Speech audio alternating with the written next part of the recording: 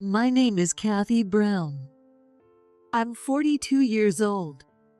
I'm a stay-at-home mom with a husband of the same age and a daughter in ninth grade. My husband, Tim, and I were co-workers at the same company right after college. We got married when I was 27, and I became a stay-at-home mom. I actually wanted to continue working, but Tim begged me to stay home. Then our daughter, Samantha, was born, and I became busy with my first experience of parenting and housework. From that time, Tim's behavior started to change. After Samantha was born, I noticed that he looked down on people he considered inferior to him.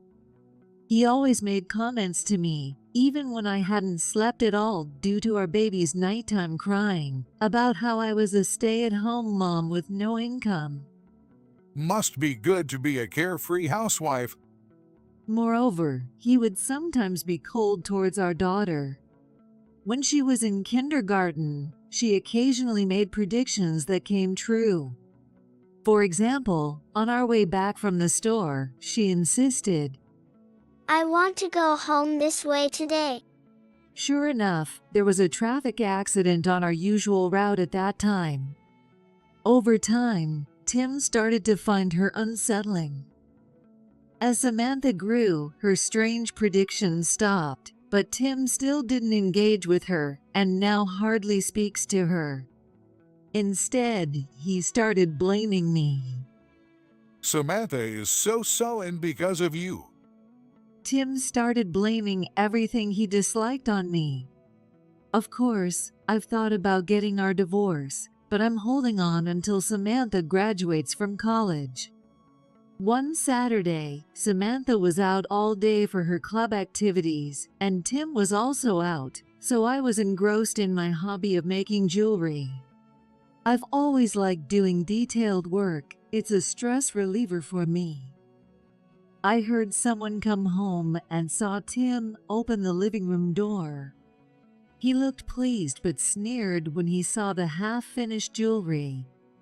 Don't tell me you've been wasting time on that until I got home. What about the housework? There's plenty to do like laundry and cleaning. I did the waterworks and weeded the garden today. Tim, who is often away, didn't notice the change. You slack on housework and make useless things you won't even use. What exactly can you do? Because you're so lazy and unproductive, Samantha is so gloomy. Gloomy? What is he talking about? Isn't it because he doesn't try to engage with her? Samantha talks a lot about her day to me. You and Samantha can't live without my earnings. Respect me more. If you don't like it, try earning as much as I do. Then we'll be on equal footing. Tim, arms crossed and chin raised, looked down on me. I've had enough of this belittling life. As I was thinking that, Tim suddenly remembered something and said, Oh, by the way, I don't need dinner tomorrow because I have a business dinner. I couldn't believe my ears. Tomorrow is Samantha's basketball game, and Tim was supposed to go and cheer her on. I had convinced him to go despite his reluctance. Is he really going to break that promise? I want to show Dad what I can do. My daughter was so eager. She thought that if she performed well and showed her skills, her dad would take an interest in her. Maybe that's what she believed. But Tim doesn't notice her wish. Of course, my business dinner is more important than a middle school game. This is why women who know nothing about work are so annoying. I felt a sting in my nose. If I don't hold back, I might start crying. But if I cry now, he'll probably say, women think they can just cry their way out. I sniffled, trying to escape the brink of my tears. Just as Tim was about to leave the living room, he turned around and added, By the way, I'm going on my business trip overseas next week. As you can see, I'm busy. But I guess someone as idle as you, making useless stuff, wouldn't understand. he left with a sneer. The following week, he left for his business trip early in the morning. Not even a goodbye. I sighed, and shortly after, our daughter, Samantha, woke up, rubbing her sleepy eyes. Has Dad already left? He left about 30 minutes ago. Samantha then started making a phone call on her smartphone. Calling a friend? No, it's Dad. Surely, she wasn't calling just to say goodbye. Puzzled, I watched as she continued to call until Tim picked up. After about 10 rings, he finally picked up. What is it, Samantha? I'm about to start work. Don't call me without a reason. I could hear Tim's irritated voice from Samantha's phone. He seemed annoyed by the unexpected call. But Samantha ignored his grumpy tone and continued. Dad, are you still at the airport? Yes, I'm about to board. I'm hanging up now. Good luck with your work. But Samantha paused for a moment and then said something unbelievable. is the woman you're traveling with your mistress? Be careful, or you'll get fired. Fired? I was so shocked by the unexpected word that my voice went high-pitched. And what did she mean by mistress? What nonsense are you talking about? You've always been weird like this, haven't you? I wondered if I was imagining things, but Tim's voice seemed a bit shaky. After Tim scolded Samantha with inappropriate comments, he abruptly ended the call. The sound of the disconnected call echoed strangely in the room. I was completely baffled and asked Samantha, "Are you half asleep?" I'll talk to you about it when Dad gets back. With that, she went back to her room. 3 days later, Tim returned from his trip.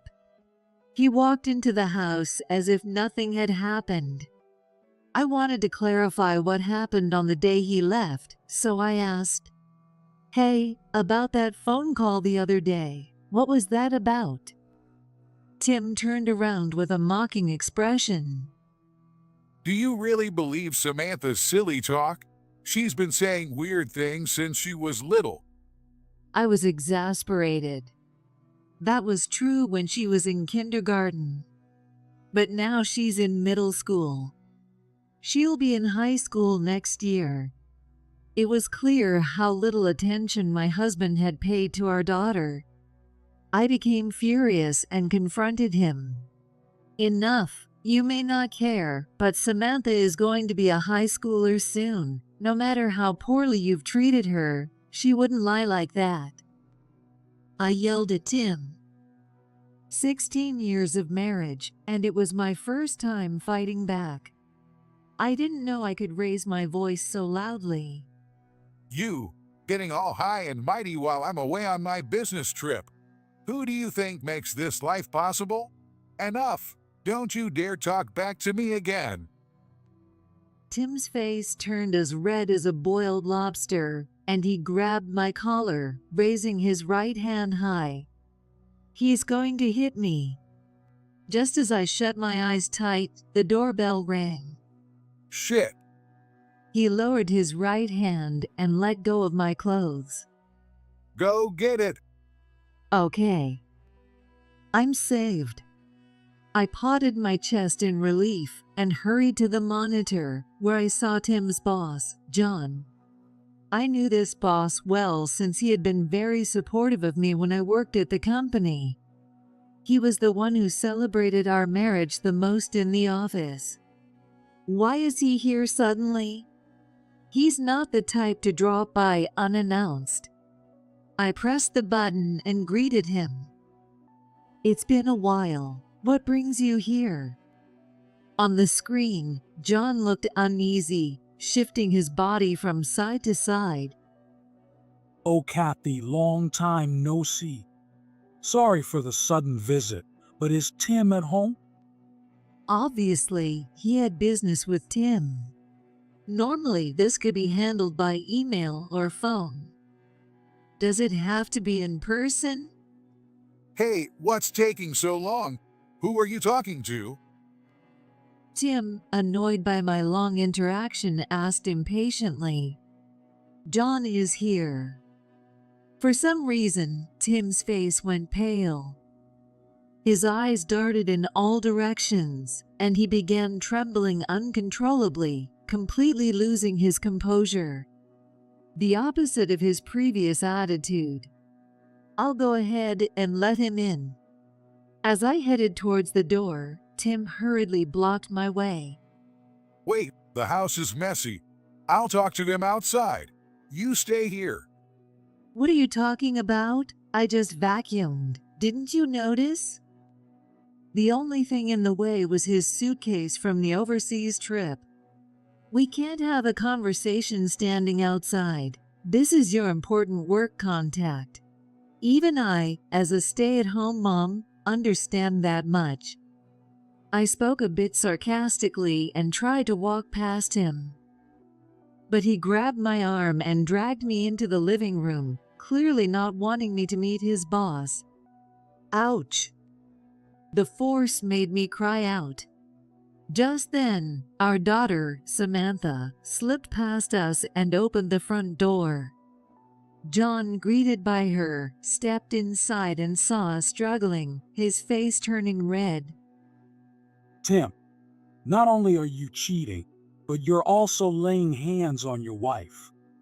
What kind of man are you? Cheating? Did he just say cheating? John's words made me think that Samantha's words might be true.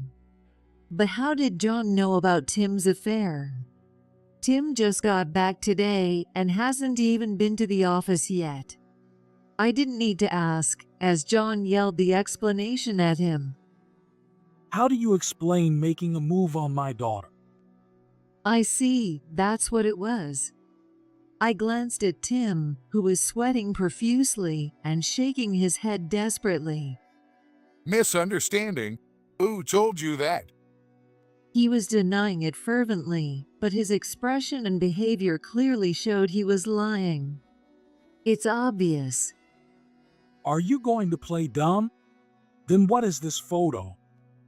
John pulled out his smartphone from his chest pocket and thrust a photo towards us. In the photo, Tim was snuggled up close with a young woman. This was definitive proof. There was no more room for excuses.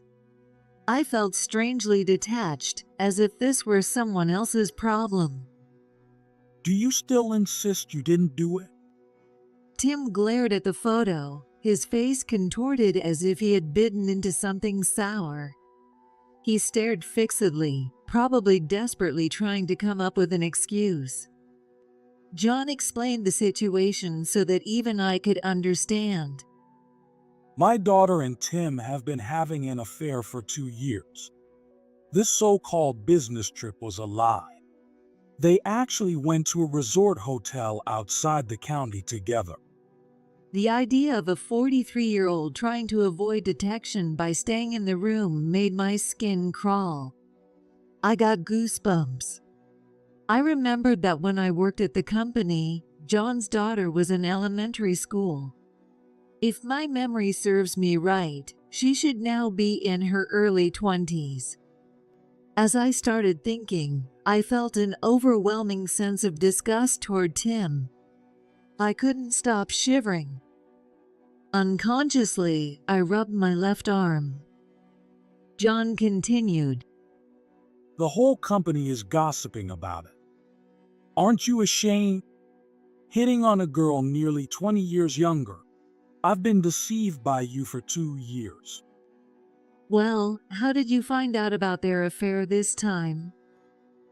Oh, my daughter had a private social media account that only a few people could see. She posted pictures of her dates and gifts from Tim there. Here, look. John manipulated his smartphone and showed me the screen. There were photos from high-end restaurants, numerous gifts, and even long poetic posts about her feelings for Tim. So this is what he was doing during all those outings.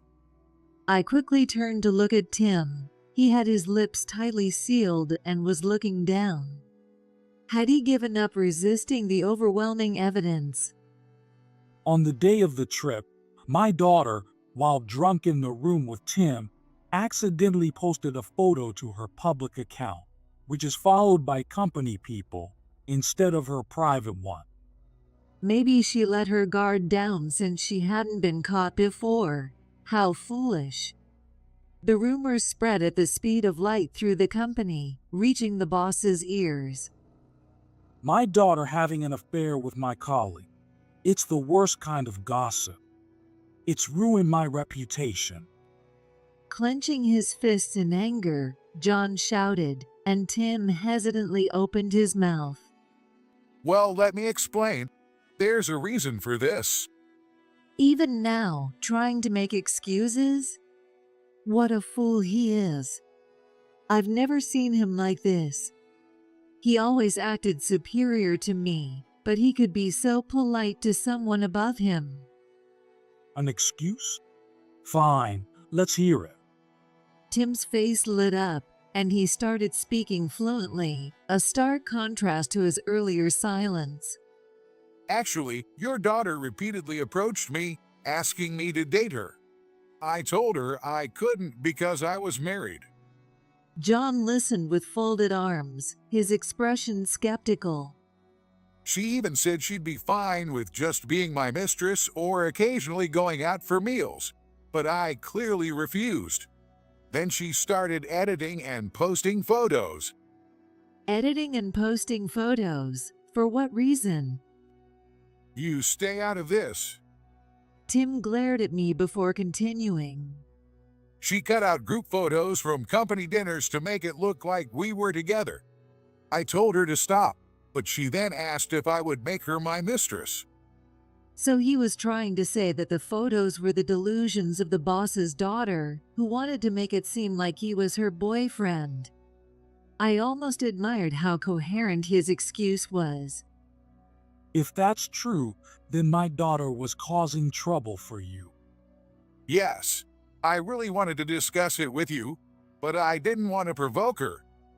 John, who had been furious, now frowned and groaned. Tim had a satisfied look, as if saying, I managed to get through this. Could he actually be telling the truth? Both John and I were silent, unsure of what to believe. Then, Samantha, who had been hiding behind John, suddenly spoke up. Dad's lying. I heard everything. Her voice shattered the tense silence. Startled by our daughter's sudden revelation, which she had kept quiet until now, Tim responded with a forced smile. Using a gentle tone I had never heard before, he tried to calm her down. Samantha, we're having an important adult conversation. Go back to your room. But she ignored him. On the way back from my practice match the other day, my teammates and I decided to grab some food. Samantha, if you're going to talk about something irrelevant, go to your room. Everyone's attention was now on Samantha. It was clear she was about to reveal something important. Tim, looking anxious, leaned forward. We went to the fast food place near the station. As Samantha spoke softly, sweat began to form on Tim's face, and his breathing became shallow, his chest rising and falling rapidly. When we sat down, I saw Dad and a woman sitting across from us. Stop it, Samantha. She continued calmly, like a witness giving testimony in court. Unlike her, Tim was becoming visibly agitated. There were about 8 of us, all in the same uniform, so we stood out. I thought Dad might notice me, but he was only looking at the woman. Unbelievable. You didn't even recognize your own daughter's team uniform? Shut up. You stay out of this. My dad and the woman were holding hands. I couldn't hear much, but I did catch business trip and looking forward to the trip. That's it. That settles it. Tim closed his eyes and bit his lip. Damn it.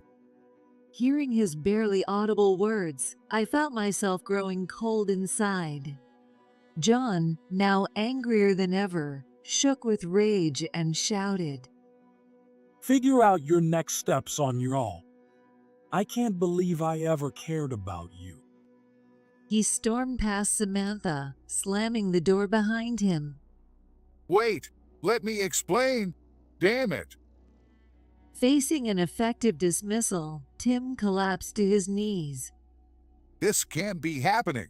I worked so hard to get here. Now's the time. I felt it was the moment. We're getting a divorce. I finally said the words I had been wanting to say. Tim's face quickly shifted from pale to angry as he looked up at me. A divorce? Are you kidding? There's no way you can do that. You can't even make money. He wobbled as he stood up from the floor. He probably thought I was talking nonsense. I'm not kidding. We're getting a divorce. I'll raise Samantha. He laughed mockingly and looked down at me even more condescendingly than usual. You raise her? I've told you before. You're useless. How will you pay for her high school? And since you probably won't get into a public school, it's going to be a private one. That's expensive. He sneered, peering into my face with a derisive smile. It's too bad. You're way off the mark. You really don't know anything about our daughter, do you? Well, I guess you were too busy with your affair. What? Are you mocking me? And what do you mean I don't know? Maybe it's time to tell him. Samantha just got accepted to a private high school on a sports scholarship, and the tuition is fully covered. What? Tim's eyes widened in disbelief, and he let out a pitiful sound.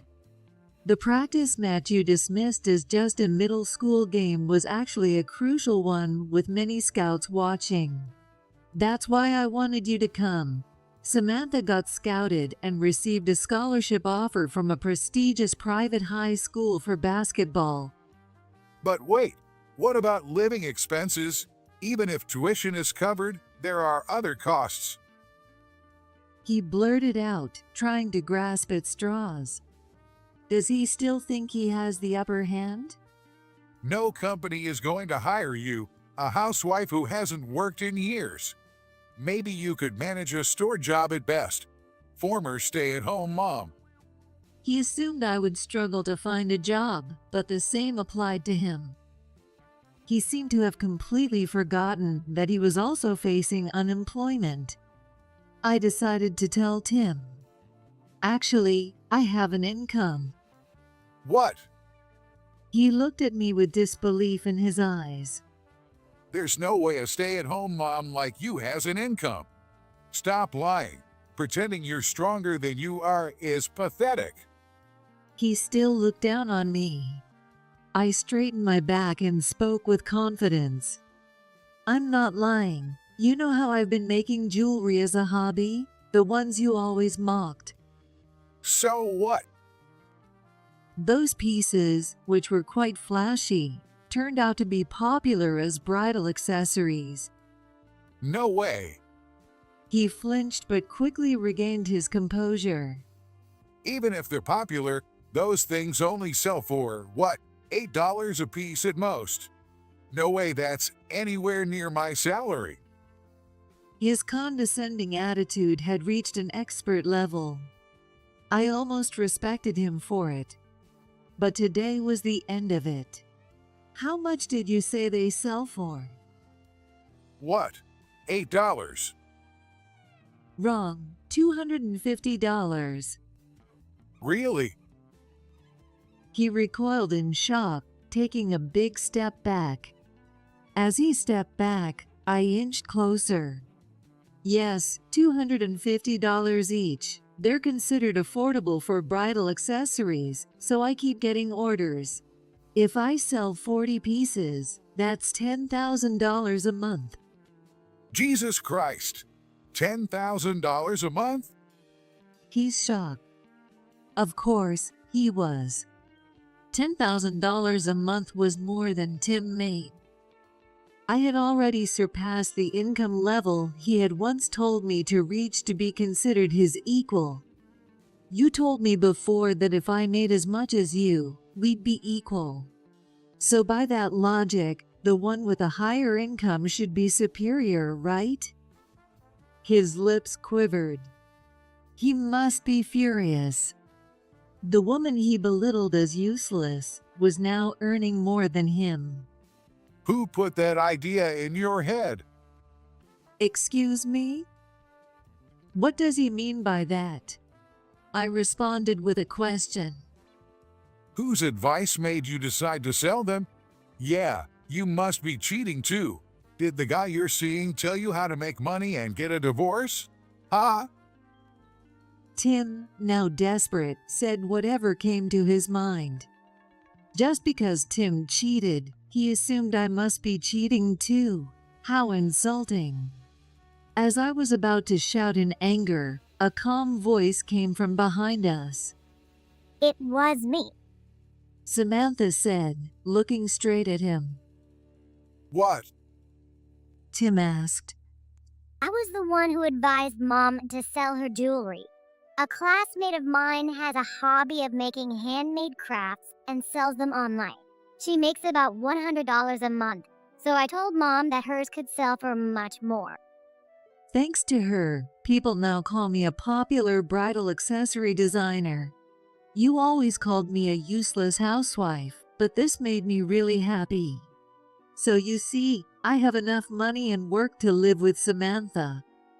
I declared this to Tim, who still seemed unable to process the situation, and delivered my final words. Please divorce me. After about 5 seconds of silence, he spat out. Fine. Do whatever you want. It was finally over. Relieved, I sank to the floor and leaned against the wall. Mom, you did it. Samantha and I shared a triumphant fist pump. It turned out she had also reached her limit with her dad's neglect. Tim never returned after that day, and our divorce was finalized a month later. I received the house as alimony for his affair and started a new life with my daughter. Since Tim had rarely been home before, life didn't feel much different. However, without his constant condescension, I noticed my mental health improving. Tim wasn't fired, but rumors about his affair and being kicked out of the house spread throughout the company, making it unbearable for him, so he resigned. He tried to find another job, but news of his affair had reached other companies in the same industry, forcing him to give up on positions where his skills and experience could be useful. Despite applying to various industries, he was repeatedly rejected, likely due to his condescending attitude and his age of 43. I'm sure the HR personnel and interviewers were younger than Tim. He probably looked down on them unconsciously because they were younger and had less work experience, which led to his rejection. So, what is my ex-husband doing now? A former colleague told me. She said that several people had seen him working at a store a bit away from his old workplace. When they spoke to him, he nervously packed their items as if embarrassed. But Tim, wanting to save face, apparently said this. I'm not just a part-timer. I've been hired as a full-time employee and am undergoing initial training. In a month, I'll be working at headquarters. So, I'm only a store clerk for now. Given his suspicious behavior, those who saw him were convinced he was lying. One of them decided to ask another store clerk out of curiosity. Is that guy a full-time employee? No, he's a new part-timer. And this is what they said. Speaking of store clerks, that day, Tim had said, No company will hire a housewife who hasn't worked since getting married. At best, you could manage a store job. former housewife. The words he used to look down on me had ironically come back to him. He's no longer part of our lives. I felt a strange sense of nostalgia. But that feeling was quickly shattered by a phone call. It was from Tim. I pressed the reject call button and quietly placed my phone on the table. He kept calling repeatedly. At first, I answered, but each time, he begged in a lifeless voice. Can we start over? I was wrong. You're the only one for me. But when he realized I had no intention of getting back together, he became condescending again. You must have been cheating too. Your jewelry business won't last long. I'll still take you back if you come now. He'll never change. Well, it's not my concern anymore. I stretched and resumed working on the jewelry I had been making. Currently, I'm crafting a headdress perfect for a garden wedding. I wondered if it might be considered bad luck to buy jewelry from a divorced woman. But Samantha's amusing perspective made me laugh. Maybe it's actually good luck. It could show your strong wish for the couple never to divorce. Samantha is not the gloomy girl Tim thought she was. She's inherently positive and cheerful. He never bothered to see that. But now we are happy. To maintain this happiness, I'm considering selling this house to prevent Tim from showing up. According to a real estate agent, property values in this area are rising. We're thinking of moving to a secure high-rise condo near the station. I'll never have to see Tim again or endure his insults. Living with Samantha while doing my job I love makes this the most fulfilling time of my life.